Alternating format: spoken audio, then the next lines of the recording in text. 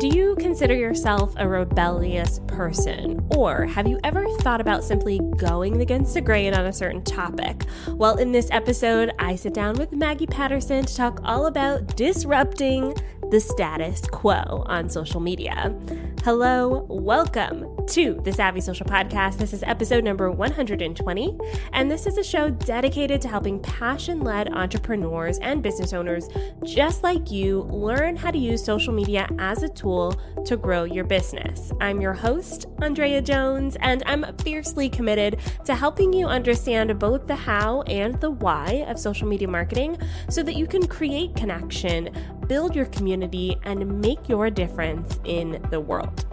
This show is brought to you by Fan Booster by Traject, which is the world's most complete social media management tool, and it's my tool of choice when it comes to things like scheduling, managing, and especially reporting on social media.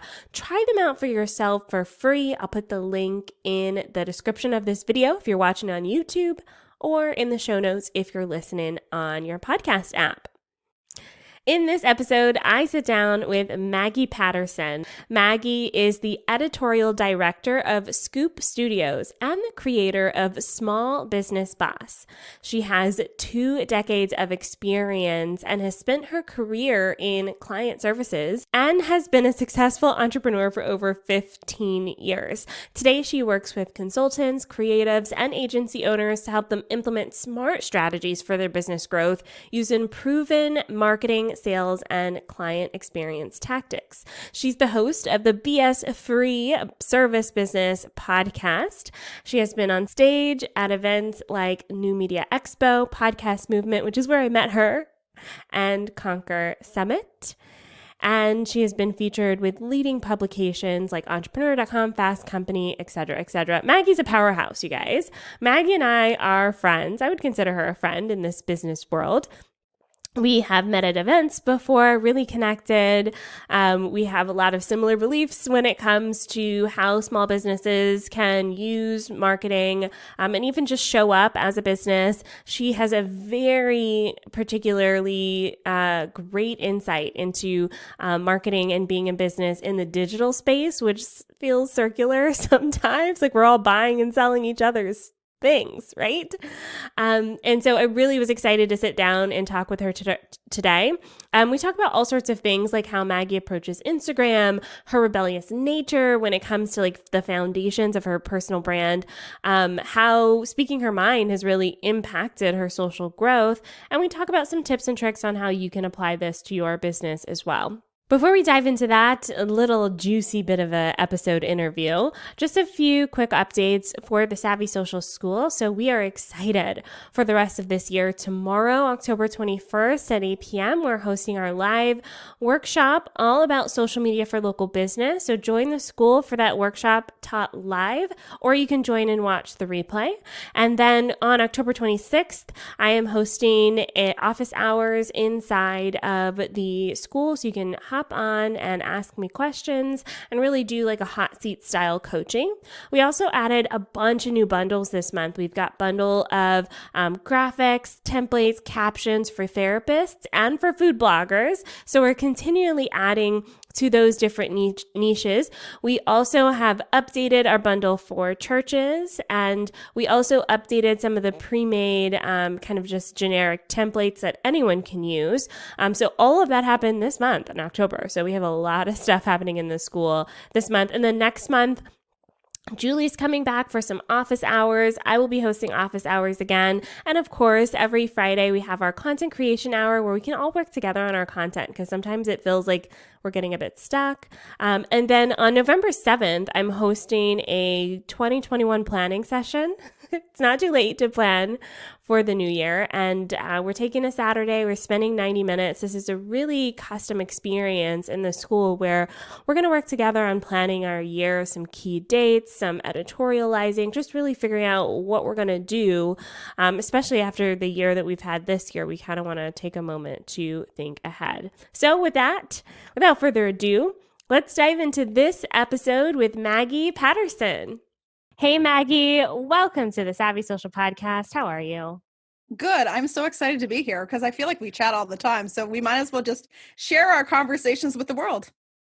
Yeah, I know this is going to definitely be like a recording of our actual conversation. So, listeners, you're in for a treat. And what I love about Maggie and her approach to social, especially with her small business boss brand, is that she keeps it real. So, we're going to keep it all the way 100 on this episode. There may be some cursing, there may be some fun. You're in for a treat, you're in for a ride. But I kind of want to start off this episode by setting the tone for your perspective on the world. One of the things that I think I DM'd you this one time was I was asking about something about you being so bold in your approach and your thoughts and sharing them online. And you were like, I've always thought this way. So can you tell us a little bit about kind of your ideology, philosophy in life? This going way deep, way fast. I'm like, wow, my ideology. So, from a business point of view, I think my business very much has always mirrored my personal life. So if you were to go to any of my friends, any of my friend groups, they would be like, yeah, Maggie's the one with the strong opinions. I studied politics in university. So you don't study politics unless you have opinions, but we won't get into all that. But, ultimately, business wise, when I, kind of pivoted into the online business world back in 2012, 2013, at the time I was seeing a lot of things that I was like coming from the corporate world, coming from freelancing for years for tech clients. I was like, hold up. Like, this is bad business advice and these business practices don't work. But then kind of in the middle of my journey, what happened is a lot of the people in the online space became my clients. So I felt like I had to soften my approach. I never stopped saying things, but I didn't say it in quite a direct and as forceful manner. So, I spent the early part of 2020 just being like, what am I going to do with Small Business Boss? What is my game plan? Like, in or out? Like, I run a content marketing agency. Like, I have things to do, but I was like, no, I created this brand for a reason. I know there's room for my voice in the market. And I just like woke up one day and I post on social and I was like, the thing was like, I was like, this is bullshit is actually what I like wrote. And it was like this avalanche of people going like, thank God someone is saying it. And I was like, oh, I've always been saying it. I just wasn't saying it on Instagram. So I was just like, all right, we're just going to let all the opinions come out, like it or don't like it. I mean, I am not for everyone. I am very clear on that. But the people I am for, like the conversations I'm having, I feel very much like I made the right call. Yeah. And I like that about your approach is that it instantly either tracks or like it rejects the people that don't need to hear that message or don't relate to it. So I love that. Why Instagram? I think Instagram is I I think Instagram's like it's not the easiest when you have the type of business I run. And this is what you do with clients. Like I'm not like a super glamorous person. I'm not really super concerned with my image. I'm not going to take like pictures of my Instagrammable house. So, would Instagram make sense? Maybe not on the surface, but when you get down to it, I think what Instagram brings, and this is the kind of realization I've had over the last 18 to 24 months, is actual conversations happen on Instagram. Like that dark social part of things that we don't necessarily think of when we think about social media, that's where real connection, that's where real conversations are happening. Like anytime I open up the Instagram app, I'm like, oh, there's messages here and I'm having real conversations, fairly, close to real time with people. And I'm like, oh my God, like this is a whole different world. I've never had that on any other social platform. And I think that's why Instagram it really has, it's got rid of a barrier that I think a lot of businesses have created with social media between them and their communities. Yeah. I like the fact that you're talking about the conversation because I love the conversation of social. That's actually why I'm here, is to have conversations with people. So I find it interesting that you're connecting with people on these topics that are almost like, it's almost like these topics are what everyone's afraid to say and you're saying it. So now people can go, oh yeah, I was thinking the same thing too. And now you're kind of connecting over this idea. Has there been in the past recent history any post particularly that resulted in like a lot of conversation in the DMs? Yeah, so there's been quite a few. I started doing actually a series of stories called Hall of Fame Friday, where I take a problematic person or business practices. And I mean, I have to be very careful with this. My lawyer's a little on edge about it, but don't want to defame anybody. So, I'm very much like, let's talk about the person's business practices. I don't want to attack their character. So that always generates lots of back and forth. But I actually put something together, like I've had formulated in like notebooks and things over the years, called the Circles of Indoctrination, which was basically like the phenomenon of like, I learn a business practice, then I teach you the business practice, and then you teach more people. And like, that's how these business practices in the online world that are completely like, they're things that would never fly outside the online business world. They have become things we accept as normal, things that we replicate unwittingly in our business. So what we have is all these people are like, yeah, I'm like, I want to see the fall of the patriarchy. I'm actively anti-racist. And I'm like, but wait, over here, you're replicating this and you don't even realize it because it has become so normalized. So that like blew up my DMs, like in the most, it was so affirming because I'm like, oh, I'm not the only one who thinks about this all the time. This is so great. It was very validating and a good test case for like, okay, so let's experiment a little more with this message and see what happens. Yeah. And I think it's interesting the idea, it's almost like an MLM. Like we take this information and then we pass it on to the other person and that's how we make money. And if they pass it on to other people, that's how they make money. These like passing along these concepts. I'm curious if you have like one or two other examples of that though, for those listening, just so they can check themselves. I know for me, when I was watching your stories and looking at your reels, because you've been doing reels lately, I've been like, oh, am I doing these things? I need to like do a quick self audit of some of these things. So is there like another example you can give for listeners that they could check to see if they're passing along these practices?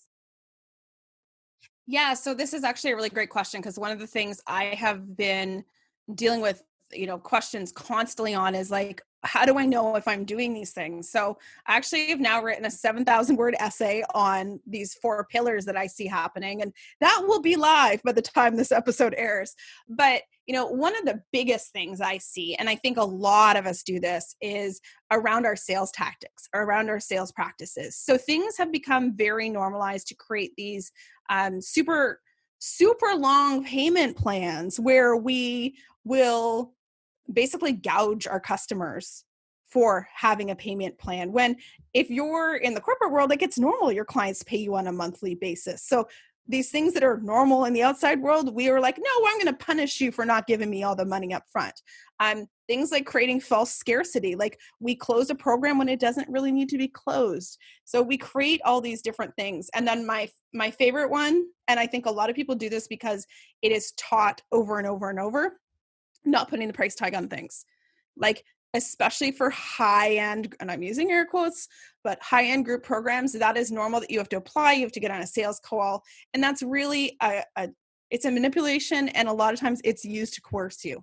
And a lot of the stories that have been shared with me as I've been working on this essay and over the last few months, like they are so, so disturbing. And I think no one talks about this stuff because you don't want to be the person in the industry that goes, hey, like this happened to me, because people are shamed and they're scared. Mm-hmm. Yeah. Wow. Yeah. And, I've always been that person that puts the price on things. I never kind of knew why. Just from my own experience, if Yeah. I'm going to look at a page, I want to know if I can afford it or not. Why is there like a hidden hat trick just to try to figure out what's the price? It's not, I think part of it is like people think it's like a value thing, but I also think it's just a transparency thing. Like if there's a price, pay for it. And I actually tested this out with the mentorship program I just ran. The payment plan wasn't any more expensive and it felt really good to just be like, if you can pay up front, great. If you can't, here's an option. Like it just at the end of the day, that's the way it is. And I understand you may have to add more for fees and admin costs or whatever. Like you can actually calculate that in and have it be an actual part of the process. Sure. But don't just arbitrarily add on more because people need a payment plan. We all need payment plans. I love that. I mean, the reality with the business, the thing is like, you'll see like a 30% upcharge, and it's not because that's the cost of administration. It's because the default rate is so high in this industry. No one talks about this. There's no reporting. There's no mechanism that goes, oh, you're above the industry standard of the default rate. So when you have 20 and 30% defaults on things, of course you have to build in a way to recoup money. So the people paying you are paying for the people that defaulted because you've created an unsustainable system. What's going on here? Ooh, I don't know why good. this is okay, but yeah, anytime I see an aggressive payment plan, I'm out. And do you know how many things I have not applied for because there's no price on them? Yes, because I'm there too. I'm there too. I just don't, I'm not, it's not for me. Nope. So tell me about this idea of, how as business owners, if we feel this way, how can we show up on social like this? Like, do you have any clients who are doing this, or even your program that you're launching for the people that you're mentoring and kind of guiding? What are the suggestions as business owners to kind of make sure our marketing is clear, transparent, and BS free? Oh, that's such a good question. So I am going to develop some actual like checklists and things to be like, hey, are you doing any things? But I think the biggest thing, and this is such a, is if it's something you look at and you're like, hey, am I okay with telling people outside my business? So like, will you talk to someone in the online, outside the online business world about this? Or is it something that's just happening in the online business world? I feel like that's always a good litmus test. And like, are you being transparent? Are you being forthcoming? Or is there a tactic you've been taught? And I think questioning those tactics and looking at them in your own business and being like, you know what, I'm not going to use a countdown timer because I know that's there to trigger people into buying. And it's not necessary when you do your marketing in a way that is ethical and thoughtful and builds real relationships. Like, I just finished my launch for my mastermind and there was no countdown timer. And you know what? It's because I had conversations with people. Yeah, yeah. I really like that. Just being transparent in the entire process from start to finish. I love that. So you mentioned that you're working on this essay and you're putting it together. How do you see this conversation continuing as your brand grows? Because we were talking offline about this, and you mentioned this before this interview that your followers have like doubled this year or something like that. Like, tell me how this fits in with your whole brand. Well, I think what's interesting is, so in basically since June, since I did my like line in the sand, like I'm not just going to be like skating along anymore. I'm like, here's my opinions, take it or leave it. And we have gained in, I believe, 3 months more followers than we have in the last 2 years. So, I mean, Wow. I just did numbers this morning, like 200 followers in a month might not seem like a lot to some people, but I don't have, like, I'm under the 2000 mark still. So like 200 followers in a month is a lot of followers. And I think, I don't even like the word followers. Ugh, I know that's the term. Sounds so much like I'm your cult leader, which I am not. But I think what's interesting is I have seen this with the launch I just did. Like, this is translated into actual people in my mastermind. And it's because they're like, yes, I like what you're putting down. I like what you're saying. I feel like I can trust you and that you're not going to pull any punches. And, I got on sales calls with people and just to have that conversation to make sure it was a mutual fit. And they're like, I already feel like I know you, I trust you, and I know that you're not going to BS me. So, yes, the followers are great, but ultimately it's converting into business. You know, I do need to have small business boss make some money to cover my time. Yeah, yeah, absolutely. And I like that. I like that it's bringing more of the right people in and translating into the business, which is great. So talk to me about Instagram Reels. I'll go on the record and say I think I've made 3 Instagram Reels, and I've made maybe like five to six TikTok videos. It feels like a lot of work, but I kind of like it. But also, I don't know if I'd recommend it. And so I'm just curious as to get your opinion on Instagram Reels and how you felt about creating the process, because I've loved watching your Reels. Oof. Okay. So here's the thing on Reels. It's like way more work than now they're 30 seconds, but then a 15-second video. Like, I did one with like multiple wardrobe changes. It took me 2 hours. It's 14 seconds long. Like, Oh like my I had, gosh. 5 characters and like So I think for reels, like if you want to do it, great, but you've got to understand like there is time involved. And then the other thing is too, like, how many more videos do we need of people pointing to words? Like, we need some innovation. So, bring something fresh that you can bring to the thing. Some of the pointing ones are really good, but I'm like, oh, it's another pointing one. Like, can we do something fun? I think for me, it's been an interesting experiment. It's time consuming though. So I don't know how many I'm going to do. I think I have to feel like, for me, I have to just have the inspiration and be like, yes, today I'm going to dress up like a dude bro on Instagram. Okay, I'm going to do it. I love that. Like, where do you come up with these concepts for reels? Because I love that you say like bring some innovation to it. But my challenge personally is that I'm not actually that creative. So I'm creative in different ways. I'll say that. So for me, when I look at that blank slate of creating a video, I get kind of stuck. So, I mean, was this a concept you already had and you brought it to reels, or did you create it just for reels? No, so the concept of the 6 different types of celebrity entrepreneurs, that was a blog post and podcast episode I come up with. And then once I had done that, I was like, oh, wait a second. I could dress up as them. and so now I actually have in my closet the wardrobe for each of the celebrity entrepreneurs waiting to come out at any time. So I think moving ahead, if I use reels, I will probably do it in costume. I feel like I am channeling Rachel K. Albers a little bit. I love her. So big props to her. She was the pioneer in the things. I'm not going to get a wardrobe of wigs, but you never know what I could bust out at Halloween. I love it. And I think that's important to note too. I like that you mentioned that it was a podcast and a blog, and then you turn it into reels. And I think part of the challenge sometimes with social media is that we try to create content specific to social media that doesn't lead anywhere. And it's like your concepts actually led to something. And it's like part of the story that you're telling in your marketing. So I think that's important to note too. And we're going to bring it back. I liked the like one with the crystals and like the woo woo one. Those are my favorite.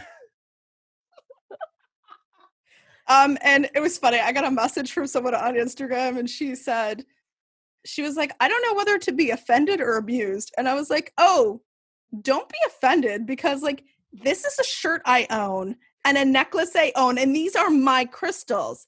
And, my message in it isn't all like these people, if you have crystals, you're a bad person. It's, is this a marketing ploy? Why is this person using all these spiritual bypassing and using words like tribe and oh my gosh, what are they doing? They are playing a character, and that's really my message. And watch out for those BFFs next door, because they'll get you every time. Yes, I would say if I were to put myself in a category, it would be BFFs next door. Like, I'm just your friend, but also trying not to be like scammy. Like, I'm just your friend. Give me $100,000 and I'll teach you how to be friends. I don't know what they teach, but anyways, I love it. Well, the funny thing that their thing is always, I did it, so you can too. And it's like, that's a gross oversimplification. I actually got a message for someone calling me out saying, okay, so the Rebel Creative, isn't that you? And I'm like, yes, it is me, but I'm not using those tactics. So I acknowledge that. Like, I am definitely in the, I'm going to wear my leather jacket and like swear a lot category and maybe have some purple hair at some point. I'm my own inspiration for that one. I love it. I love it. The last thing I want to talk today about is Instagram stories, because I think that your approach to stories is also very strategic in that I noticed when you have the same thing, you have a podcast episode and you have a blog, your stories, like your Instagram stories, follow the same topics, and even your posts for that week follow the same topics. So can you walk us through kind of like your process for creating all of those assets? Yeah, so full disclosure, I am a content marketer, so there is always a plan. So, I mean, because we have the podcast, it always starts with the podcast episode. So in terms of the topics, and those are tied to either whatever I'm feeling called to talk about or very strategic things within the business. Like right before I launched the mastermind, I did a series on masterminds and making better investments. Like whether someone buys the mastermind or not was not the point, but I'm like, let's have this conversation timed around this. So we create we create the podcast episode, the blog post, and then from there it's, what do I want my posts to be for the week? And they're not always like directly, it's not always like a clear thing. I might take this much of it out and, really chunk it down to that. And then from there it's, okay, what are my stories going to be for the week? So I loosely plan like, okay, so I want to talk about, perfect example is for today.